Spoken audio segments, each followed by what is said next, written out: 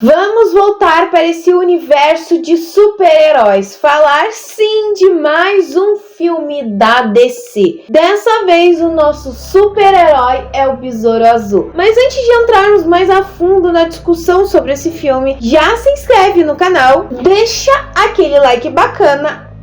E não esquece de ativar o sininho de notificação para você não perder mais nada.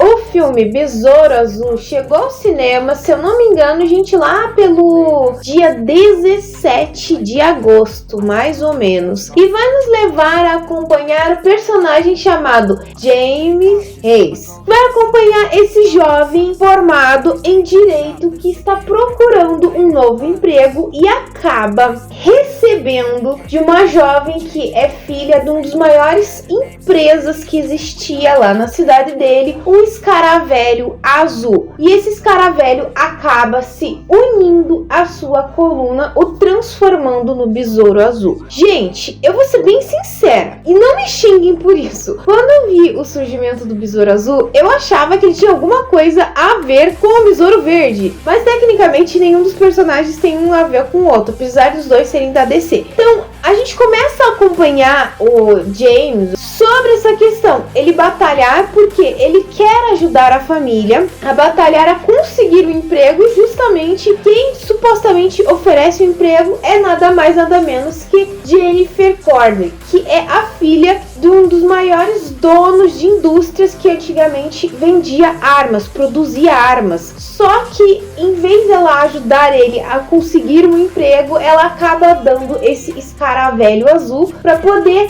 fazer com que ele proteja isso. Mas em vez dele proteger, ele faz o que? Ele acaba abrindo a caixa em que esse escaravelho estava, e aí que começa toda a questão. Surge então o Besouro Azul. Curiosamente, gente, o Besouro Azul teve somente, eu acho que um modo de se dizer seriam isso, somente 3 aparições. A primeira aparição é em 1939 de Dan Garrett na Comic Con. Em 1966, o personagem surge novamente com agora o Ted Kord, na aparição na revista, no quadrinho do Capitão Átomo. E em 2006 surgiu então o Besouro Azul do James Reis. Então a gente tem somente 3 aparições desse personagem, digamos. E interessante é que, curiosamente, esse personagem sim teve uma participação, tecnicamente eu acho que seria do próprio James,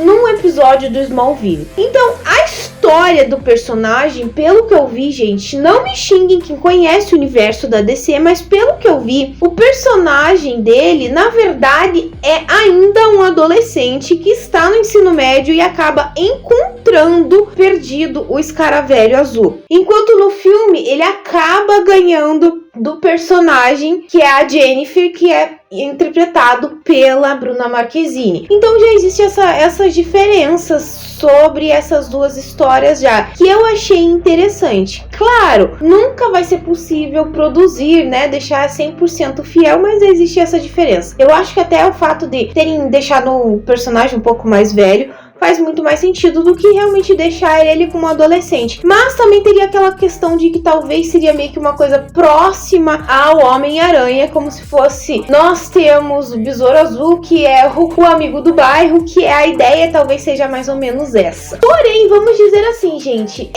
eu acho que dessa vez a DC está começando com uma nova reta, um novo universo, sei lá, um novo modo de trabalhar com os seus super-heróis. Porque quem acompanhou todos os filmes da DC, todos os filmes que foram produzidos por ela, sempre teve um problema muito grande. Nós já vimos milhões e milhões de histórias sobre os personagens da DC. De, primeiro, não fazer sucesso, e segundo, ter sempre aquela questão de ter uma pancada de personagens dentro de uma determinada história, como é o caso do Esquadrão Suicida, como é o caso do Adão Negro, gente, que vamos dizer os mais próximos que eu posso dizer sobre esse lançamento, em que nós tínhamos um personagem e daí metiam outros personagens e a história ficava confusa. Então, assim, exatamente como foi o The Flash que não teve aquele exagero de personagens. Na verdade, o Besouro Azul não tem exagero nenhum de personagens, é focado somente nesse personagem. Então eu achei uma coisa muito interessante isso, pelo fato de que sim, eu não conhecia o personagem,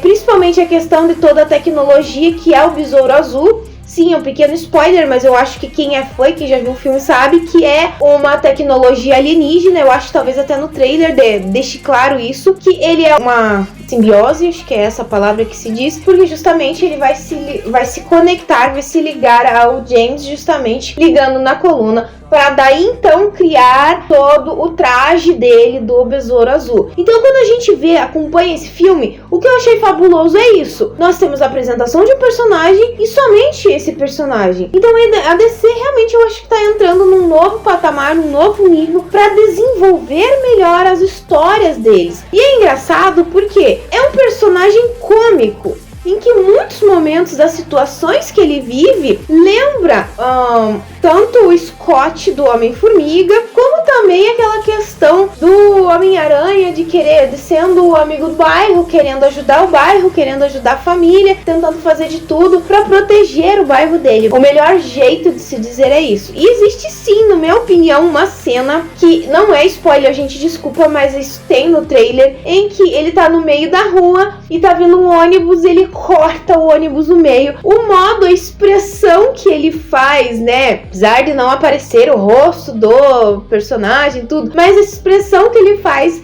lembra muito o do Deadpool. Então a gente tem essa questão ligada meio que também uma parte cômica também pelo próprio Deadpool, que quando o Escaravelho cria vida e começa a andar por ele, existe toda aquela parte cômica de que, meu Deus, o que eles vão fazer e tudo, e o momento em que ele some e o tio dele vira e fala que o Escaravelho entrou pela bunda dele. Então não é um palavrão, gente, mas é literalmente isso que acontece literalmente no filme. Então são essas partes cômicas que tornam ainda o filme mais interessante e divertido. Então nós temos essa parte que, primeiro, eles já melhoraram o fato de vamos focar somente na história de um personagem. Eu não sei se os fãs, quem é fã desse mundo todo, questionou muito e eles resolveram se focar, ou pelo fato de que, pelo que eu sei, o diretor do filme, se eu não me engano, posso estar errado, mas o diretor do filme é o James Gunn, que era o diretor do Guardiões da Galáxia. Então talvez ele tivesse uma visão um pouco diferente, que vamos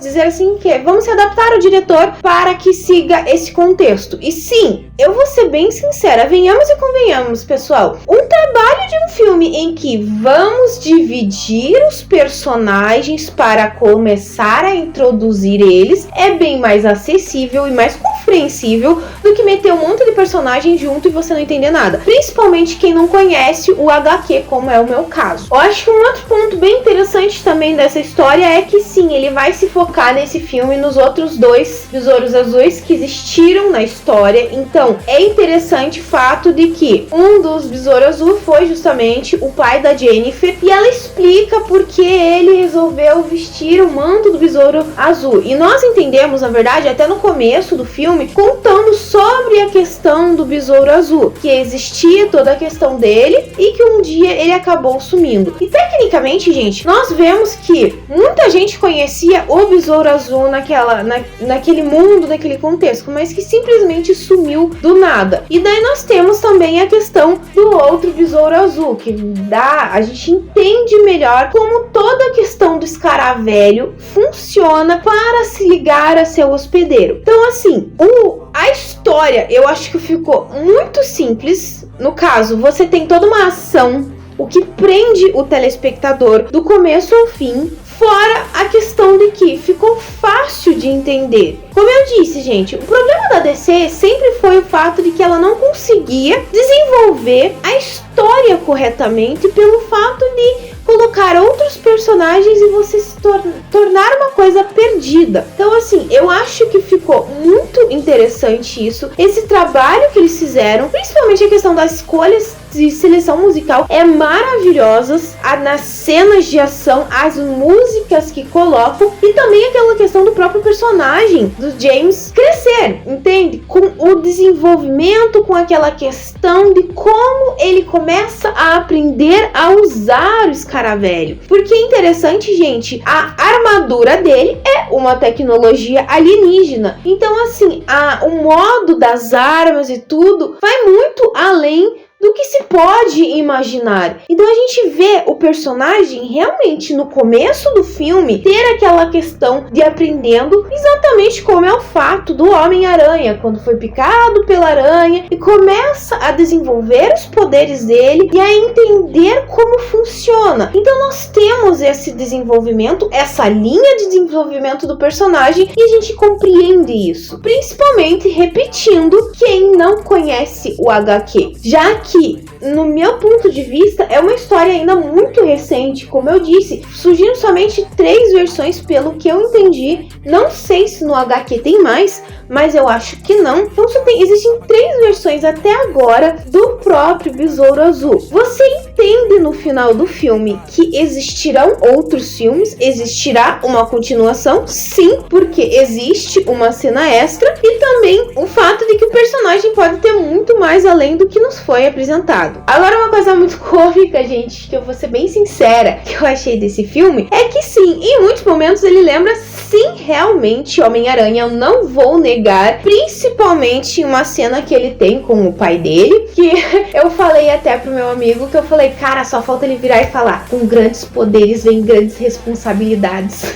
Só faltava realmente o personagem falar isso, porque todo o sermão, toda a questão que ele conversa com o James, de tudo que ele passou com o escaravelho, você vai vendo que é uma questão, o próprio tio Ben falando com o Peter sobre os poderes dele. Então é até uma coisa cômica essa questão. E o desenvolvimento do próprio vilão eu achei também muito interessante. Não se tornou um vilão fraco, é um vilão realmente à altura, com os mesmos conceitos também do próprio escaravelho, com uma visão de que muita gente vê. Eu acho que só nessa questão que ficou meio que repetitivo, eu acho que ficou uma coisa meio que marcada, talvez em quase todas as histórias, de querer ter um soldado invencível. Então eu acho que meio que também isso, se vocês forem ver, não sei, tá? É uma opinião minha isso, que é uma coisa muito repetitiva. Então acaba se tornando meio que talvez também uma coisa meio que lógica também de quase todas as histórias de super-heróis com isso, que nós queremos criar soldados invencíveis, uma grande arma, tornar o ser humano uma grande arma em que possa participar de guerras e tudo. Então assim, o nosso vilão é basicamente isso. Também temos a outra personagem, que é a tia da personagem da Jennifer, que também se torna uma vilã. Um outro ponto interessante sobre o desenvolvimento desse filme, gente, é que a atriz, a Bruna Marquezine, contou que quando eles foram fazer a seleção dos personagens, os atores primeiro tinham que fazer um vídeo interpretando, né, vamos dizer assim, um personagem. Daí tinha toda uma questão de fazer cenas juntas para poder ver se daria química entre os dois atores, se seria, vamos dizer assim, se seria algo aceito, né?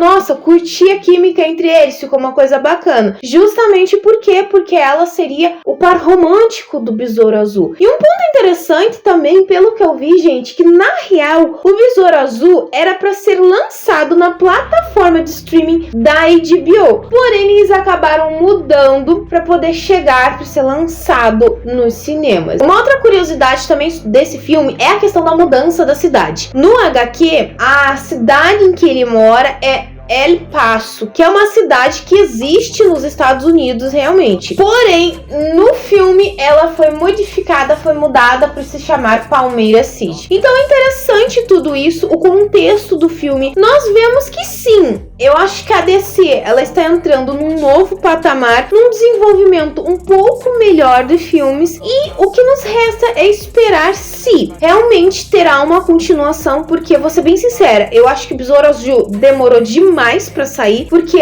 pelo que eu me lembro, já estava sendo falado sobre esse filme já faz mais ou menos uns 2 anos, nem se sabia se ia sair nos cinemas por causa de toda aquela questão da greve que está existindo, de roteiristas, de atores, então ficou aquela questão bem tensa. Então, eu não sei, espero que realmente tenha uma continuação, porque é um personagem interessante que tem muito pra se desenvolver, principalmente com a questão do personagem dele com o outro Besouro Azul, que seria o Ted Kord, que existe realmente, eles têm um encontro, e eu vi isso, pelo que eu entendi no HQ, ele vai ser treinado pelo Ted para poder entender melhor como é ser um Besouro Azul. Se você ainda não assistiu, dá uma chance. Se você é fã desse mundo de HQ, dá uma chance, porque é interessante realmente. Você vai, eu acho que concordar que dessa vez a DC tá indo para um caminho muito bom.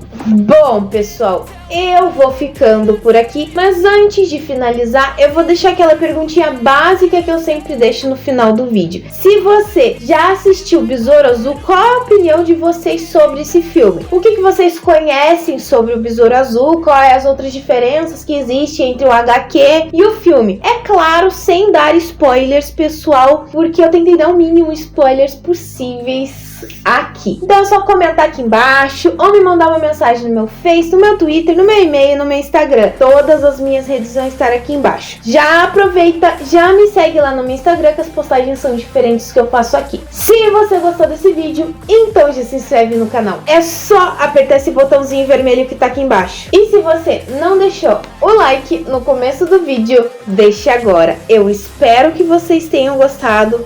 Beijos, pessoal, e até a próxima!